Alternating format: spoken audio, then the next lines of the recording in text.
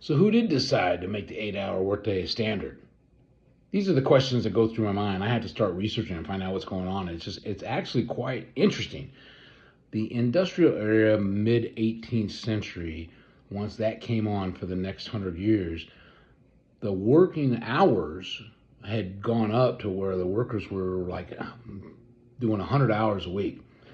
So about almost 100 years later, a little over 100 years later, the U.S. government started to track it, and they did a survey, and that's when they found out that the average worker was doing 100 hours a week. I'm just like crazy.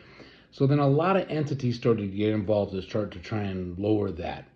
Unions were fighting for lower, less hours.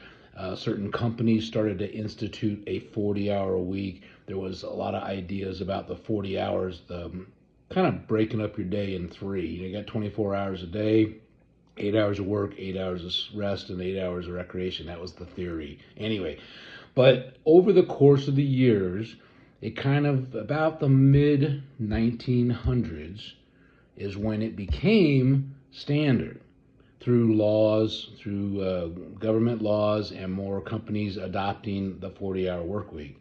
So really, for the last almost 100 years, for the last 85 or so years, we've been living under that model. And that's the way we've been trained, and that's the way we were mentored, and that's what we understood, and that's what we felt was normal.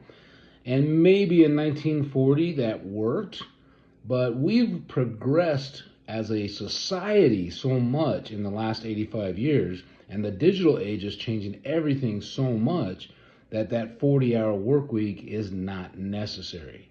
And I started to really understand this concept more when I challenged myself to learn a 2-hour workday. And I'll tell you, it's not easy to learn something brand new like that when you've been brought up on a 40-hour minimum work week. That was the standard. That's what you did to feel productive in society.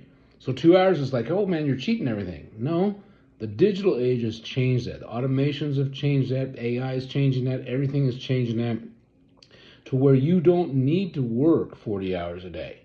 The automations will do a lot of the heavy lifting for you. So that's what I choose to do at this point. So I am doing that. So my question for you at this point is, are you still living in the 1940s? Are you ready to start living in 2025?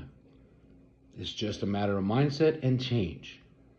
So if you're ready for 2025 and you want to learn some of the step-by-step processes I used in order to start learning how to work a 2-hour workday productively and having a true full life with my family and friends, just put ready in the comments and I'll send you those steps and we can talk.